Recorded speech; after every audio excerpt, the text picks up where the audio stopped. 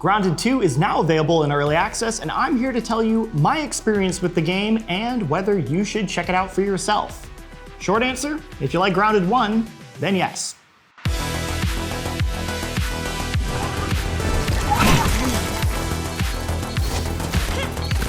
You're kind of cute.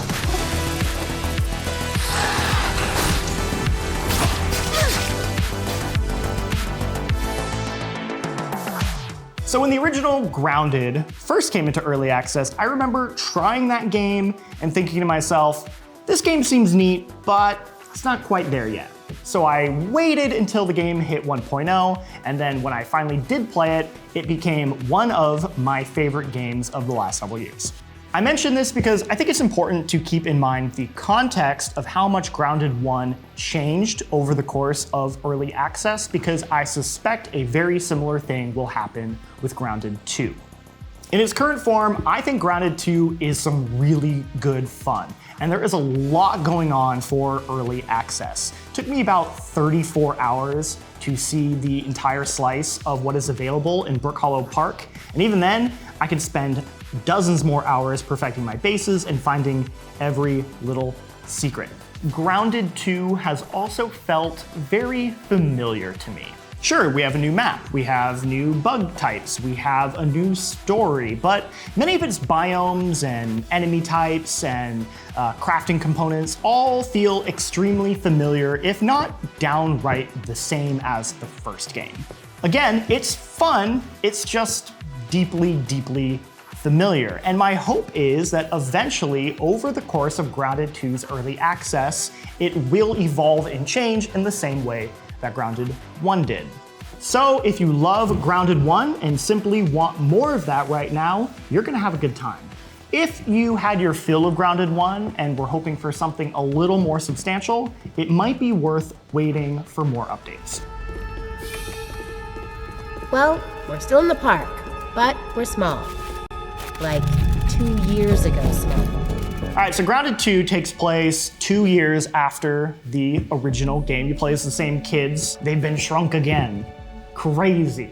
This time you're in Brookhollow Park. There was like a ceremony that went wrong, and you've been shrunk and you don't know why, and you have to figure it out. Classic Grounded stuff. The original game's story was decent, extremely minimal, I would say. There were only really like a few characters you would interact with, and it was very sparse.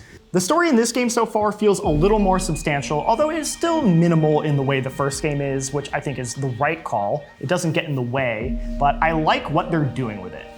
The big thing this time is that you have a proper antagonist in the form of the masked stranger. Hi. Don't be too afraid. Not yet.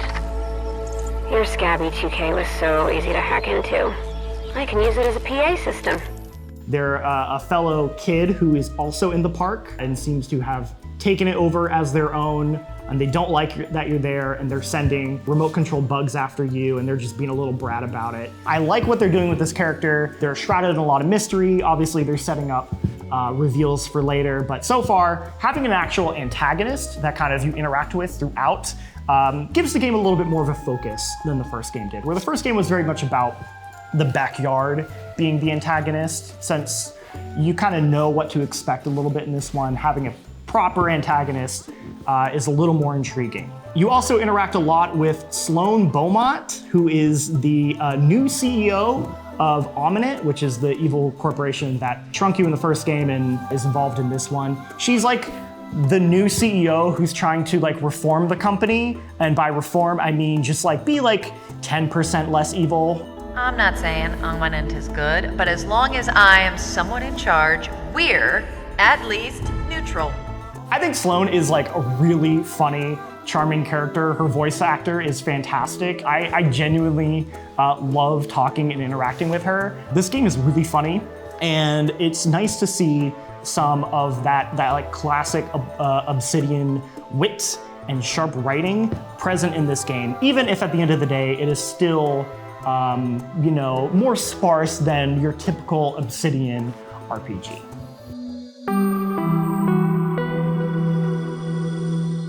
One of the biggest changes to Grounded 2 is the map is entirely brand new, Brookhollow Park. It was actually made in conjunction with iOS Montreal. I'm not sure exactly how big it is compared to the first game, but it seems huge. The portion available in early access is about a fourth of the final space, and it felt like what I explored was like half the size of the first game. So like there's a lot going on here. It's also a really well-made map. Like if you were concerned about like a different developer like handling the map, don't be. It absolutely has that Grounded flavor and flair and like feels good. It's fun to explore. My favorite thing about Grounded as a game is the unknown of what you're going to find in the map, and exploring the map and discovering it is just as satisfying here.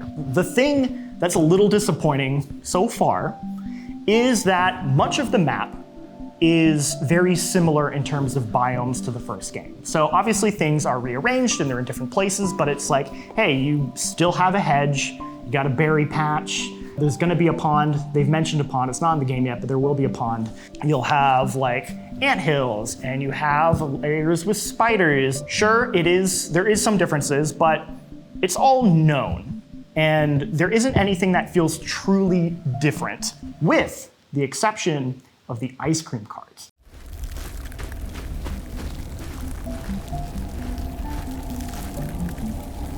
The ice cream cart is this labyrinthian dungeon where you explore this tipped over ice cream cart, and you have to like prep your gear and you have to get a specific torch so that you don't freeze to death. And it's this like labyrinth of ice cream and chocolate chips and scorpions for some reason. Do scorpions like cold? Are they cool with that? I thought they were in the desert, but maybe they love ice cream. The ice cream cart feels fantastic. It is exactly what I'm looking for when it comes to like a new biome, a new place to explore. I'm hoping that with future updates, we get more things like the ice cream cart. You're cooler than a horse. That's something. The other big thing added to this game is rideable bugs, known as buggies. Clever. You know, like buggies, the cars. Because like buggies, the cars, yeah. and you know, like they're bugs and stuff. So there's two types of buggies in early access. You get the red ant warriors, which you get pretty early in the game, so you're using them frequently throughout. And then there's the orb weaver spiders, which you kind of get more near the end. You're kind of cute. The ant buggy's purpose is resource collecting. They can carry building materials, they have their own inventory. They're kind of meant for quickly collecting resources, taking them back to your base. They're really good for being able to like go far distances, grab a bunch of resources, bring them back.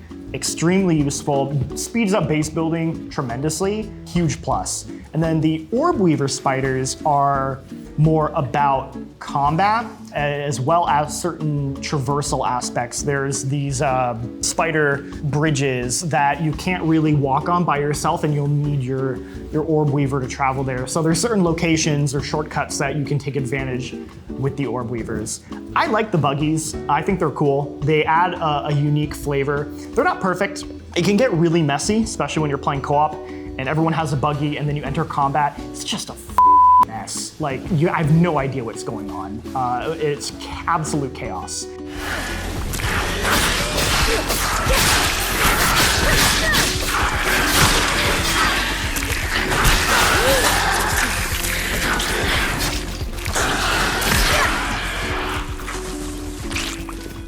The other thing about the buggies is that they move really, really quickly. So they're kind of meant to be the main way in which you traverse the park, which makes sense because the park is so much bigger in scale than the backyard was. I think this is a positive, but there's like a few kind of interesting negatives I have with it. So an interesting consequence of using the buggy all the time is that I actually think the game feels a little less scary. Something I love about the first Grounded is that it's kind of like a horror game in a weird way, and there's still that element to it, especially when you're in caves and you don't have your buggy with you. But when you encounter a really dangerous creature in the wild, because you have your buggy, you can kind of just run away from them. It's this trade-off where like I can explore way more, and I don't need to build as many bases around because I can just quickly travel the map, and I think all that stuff is great, but then I also feel like it's not as dangerous because if I see something really dangerous, I can just kind of run away. So that's a tough balance to strike, and I'm curious how other people are gonna feel about it and if that's something Obsidian's gonna tweak, but that's just like a thing I kind of noticed is that I don't quite feel the same sense of danger that I felt because the buggies kind of alleviate that for me.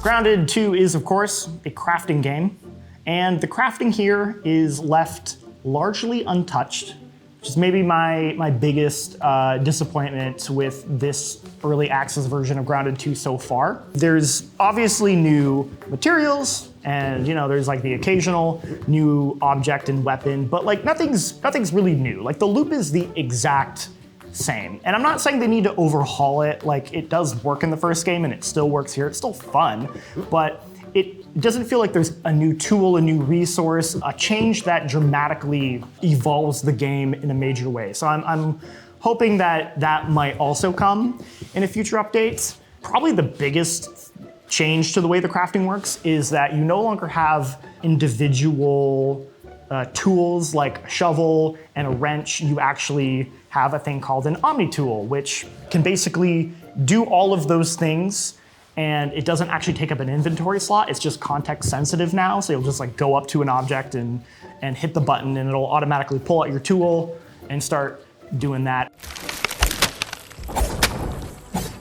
I do like that change for the most part because it means I don't have to worry as much about constantly maintaining my tools. It also means that I have freer inventory slots for picking up materials as well as having weapons. I do think some of the context specific stuff can be like a little awkward, especially like when I'm trying to repair a thing, and because it's the same button to like activate it, so sometimes I'm activating it when I'm repairing it. That can be a little annoying, but for the most part, I do like the direction of the Omni tool. But perhaps my biggest disappointment is the base building. The base building is largely untouched. There are new types of walls and materials you can make. You can make like pine needle floors and walls and all that, and it's fun. It's like they look great, but it's still fundamentally the exact same tools. Like my base doesn't really look any different from how my base looked in the first Grounded. I think Grounded's base building mechanics are well made and they're fun, but there are other crafting survival games that do it better and allow for a much greater freedom of expression and how you make your bases look. And that was something that I was really hoping Grounded 2 would evolve, because I like building bases and I want to make more elaborate, complex structures. I want to make them look beautiful. And so as someone who felt like I kind of hit the limitations of the first game, seeing that they haven't really changed that much yet, a little disappointing. So I'm really hoping that that is something that they add in a future update, because I want to build more complex and cool bases.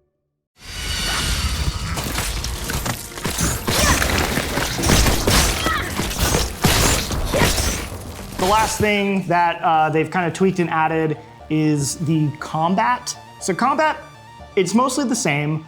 What Obsidian says they're trying to do is add more of an emphasis on like roles or like classes. It's still very flexible, where you can, craft any weapon and you can pick any mutation you want, but they want them to have more synergy.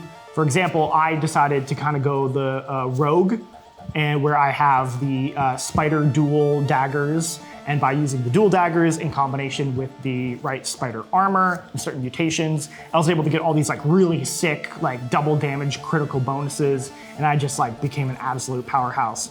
And it's cool, it's fun. It does feel like there is a difference compared to the first game, but I think they could take it even further. It's still, at the end of the day, felt like I was gonna just find the one that did the most damage and pick that, rather than truly finding the right role. For example, I tried out the mage class this time because I didn't really like the mage stuff in the first game, and thought, okay, I would like to try it again. So I picked those, and they're cool. You can do this like big area of effect attack, and you can deal all this damage.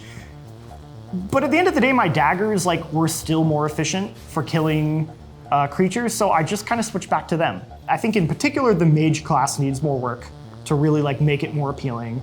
And I'd like to see them take the combat even further and really, really emphasize differences in why you would want to pick one over the other.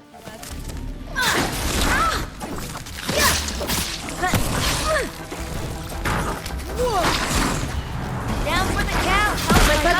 I'm totaled. Grounded 2 is an early access, so it has a few bugs, let's say.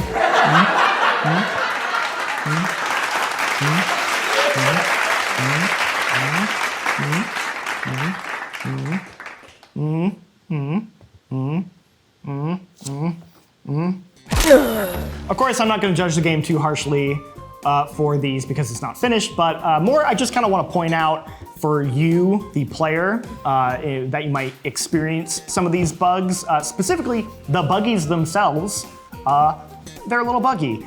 We had a really bad one with my co-op partner where randomly the buggy just decides to leave and unassign themselves to my co-op partner, which meant they had to walk all the way back to the base, and I had to kind of just be there next to them on my buggy and be like, hey, you want to ride? Oh, you can't. It only fits one. Sorry, you gotta walk home. So that sucked. Hopefully they can patch that out. There was also a really bad one where we were supposed to kill some specific enemies for a certain objective, and those enemies then disappeared and never respawned. So there's actually an objective that I was never able to finish, which is quite annoying. I really hope they patch that one so I can go and finish it.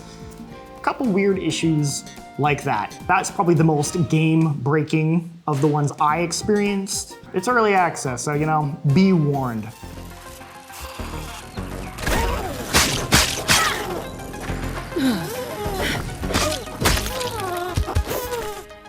Overall, I did have a really fantastic time with Grounded 2, and I fully plan to play a ton more of it, both in this current early access period and every time they add a new update, I'm gonna be there day one to check it out. Hopefully, they can continue to evolve it and add new things, because at the end of the day, I think my biggest thing about this game is it's great, but it also so far is very familiar to the first game.